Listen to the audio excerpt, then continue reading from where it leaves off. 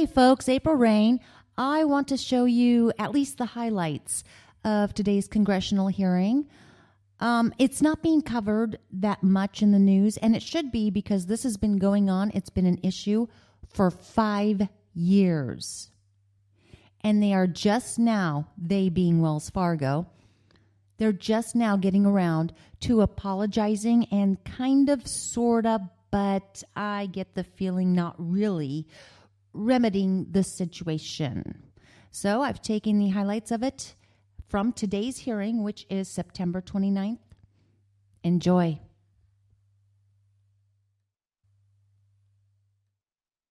Legitimate investigation shows that executives at Wells Fargo either knew or should have known much earlier than 2013 that these practices were taking place.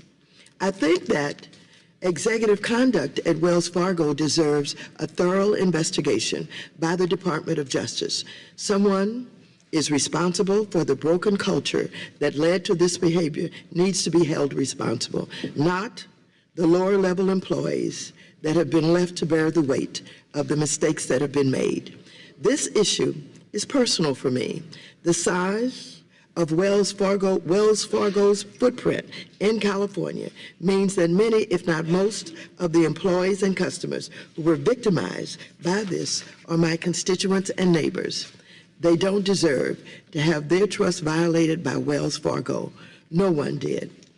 I'm still receiving calls in my office complaining about Wells Fargo now, and one caller described how he went into the bank, complained about excessive accounts that he knew nothing about. The employees called the police on him, and he was arrested. And yet violating the public's trust to drive up profits is exactly what Wells Fargo did. In the Senate hearing, it was revealed that even you benefited from that, Mr. Stump. Your own bank account benefited from that deception. Now, I know that you said you take responsibility for these practices and that you are conducting your own investigations and that you and other managers are foregoing some of your compensation. That is welcome, but let me be clear, it's not enough. Unfortunately, this is not the first time we've seen abusive practices at Wells Fargo. We thought that you were working on these practices 6 years ago. Your mortgage executive said right here in this very chair, reassuring my subcommittee that you were committed to fixing Wells Fargo's forgery of mortgage documents, and yet we haven't seen the problem fixed. We've just seen it migrate to another part of your bank. So I hope today we can hear from you, Mr. Stump, because the American public deserves to know what happened at Wells Fargo and why customers were ripped off so blatantly and repeatedly. You can also rest assured that this is just the beginning and that we will be demanding more information until we get to the bottom of this. And of course, I urge your cooperation, and I must tell you that I've known you for a while. I've communicated with you. At times you've been very helpful to my constituents, so I'm very disappointed. And we must get to the bottom of this. And I want to be able to receive the documents and information that we requested from you. I'm told that they have been refused. I think it is in your best interest to come forward with those documents.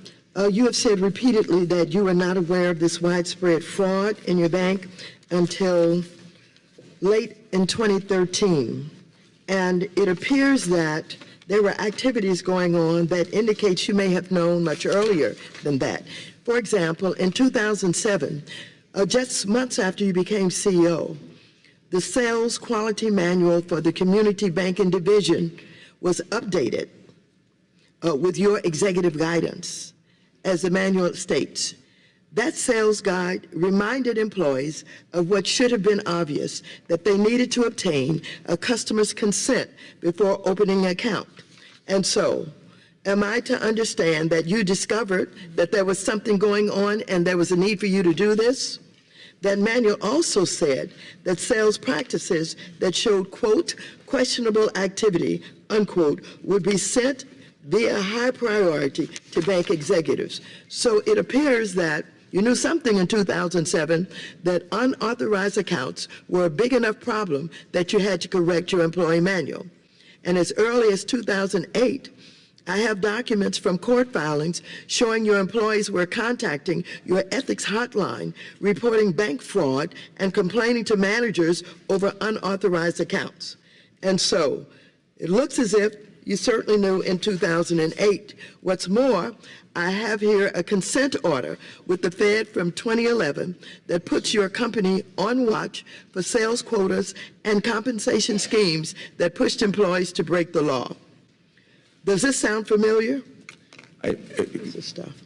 Ranking Member, I acknowledge that we had a 2011 order from the Federal Reserve, and I think we've always known any sales organization, you're going to have to be diligent because not every team member will do everything right every day. So we have controls built in, we have ethics lines, and I knew, and I still know that, you put people to work every day and mistakes are going to happen. It was not until 2013 when I learned that this problem had been growing, it had been more prevalent, and in a certain part of the country, which happens to be in the wonderful part of California in which you live. So these are things we've been working on. All of our strategies around training team members, which get 2 weeks of classroom training before they go out into a branch, is about doing things right, about ethics. And I'd also just want to remind the committee that there are the vast majority of our people who had the same opportunities, the same training, the same goals, who did it right every day for our customers. In fact, our customer loyalty scores now are the highest they've ever been in our company's history.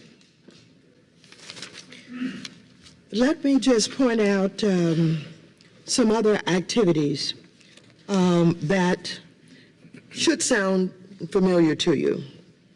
While you were under the consent order for the mortgage arm of Wells Fargo, this fraud was surging in the retail arm of Wells Fargo, but you didn't connect the dots on these high-level trends across the bank. Do you or didn't you know in 2011 that perhaps your sales incentives were driving this fraud? Congresswoman, I knew that, at least I know today, that we should have done more sooner, but maybe, and not only maybe, some of our people, and again, it's 1%, but that's a big number for a big organization. At any one time, we have 100,000 people in our branch network, and if 800 people, for whatever reason, either misunderstood or use this as a way to be dishonest and break our code of ethics and do something wrong for a customer and something wrong for us. That's why we're removing sales goals. They'll be gone as of this weekend. In fact, we don't even think they're an important requirement anymore for us to continue to grow. Mr. Stump, some people assume that you change your customer agreement to add forced arbitration clauses for checking accounts, and that these clauses prove to be incredibly helpful when you use them to dismiss multiple customer lawsuits. Is that true? That's not true. I actually think arbitration does make sense, but in this case, for any customer that might have been harmed in this situation, we're also paying for a mediation process, so they have a mediator. Recognizing the size of Wells Fargo, $1.9 trillion in assets, with over 6,200 bank branches, 268,000 employees, it's really striking me how huge this bank is. I'm also concerned about whether or not, as chairman and CEO, you can really know what is going on at the bank. I am concerned about the length of time it took you to know what's going on, and I'm concerned that maybe you don't have a handle on your management and what the reporting process is that would make you aware of what's going on. You praise Ms. Tolstad for her management of the division, even though she had fired 1,000 employees for this fraud in 2011, and yet supposedly it took you 2 years to know about what had happened. She didn't tell you. She withheld the information and you indicated in her glowing retirement that she had done a great job. I'm really concerned about whether or not, in fact, you understand that we have been sitting here fighting to implement Dodd-Frank and trying to work out, some of the problems that have been identified with Dodd-Frank. But you're on the board of directors of the Financial Services Roundtable. It's an advocacy group for the banking industry that has worked to defund the CFPB, hobble its structure, and remove its ability to curb abusive practices. Now, I want to know perhaps what you think now that Wells Fargo has been caught by the CFPB for all of this fraud. And I wonder if you denounce the Financial Services Roundtable's actions to get the CFPB. In addition to that, while we've been sitting here, I have learned that maybe not only is Wells Fargo too huge to manage, but maybe the reason you don't know some of the detail is because you also sit on a number of big boards. You're sitting on the board of Chevron for $375,000 in total compensation per year, and you're on the board of Target Corporation for $272,000 in total compensation per year. You have a responsibility to them. You have a fiduciary responsibility. And in addition to that, during this hearing, Bloomberg sent out an alert that you will be facing a $20 million penalty for improperly repossessing cars from members of the military. It appears that the company just can't make it through even this congressional hearing without us learning more and more information about what is going on at Wells Fargo. I have come to the conclusion that Wells Fargo should be broken up. It's too big to manage. I served on the conference committee for Dodd-Frank. We talked a lot about the living wills and how to learn more about how these banks are put together and how they operate. And of course, the 5 largest banks in this country have failed the living wills test, including Wells Fargo. And so I'm looking at living wills and the inability to pass the test. I'm looking at stress testing. I'm looking at size. I'm looking at this particular fraud that has gone on. And I'm worried for the whole banking community that the public cannot and will not continue to trust our banks. But they're looking at us. And they're saying, for all of you, particularly those of you who serve on the Financial Services Committee, you're letting us down. You're not protecting us. And so with that, Mr. Chairman, I'm going to be talking with you and the members of this committee who showed their outrage here today. I'm moving forward to break up Wells Fargo Bank. As I said before, I'm sorry that we didn't get this right. I take this very seriously. I'm not in denial, and we will get this right. We will fix this. We do a lot of things really great. California is our home state. We've been there for 164 years. We are a major employer, a major philanthropic, and we are privileged to serve so many great customers there, and we'll do that the best way possible.